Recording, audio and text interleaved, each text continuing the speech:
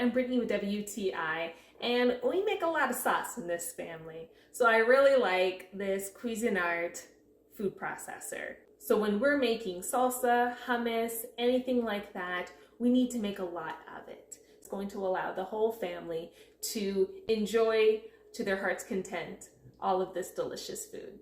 Also, my niece is not, as most children, a huge fan of vegetables, so I think it's a really nice option. I actually use this to just throw in a bunch of vegetables, blend it all together, and put it in my sauce so I don't have to worry about fighting with her to eat her salad.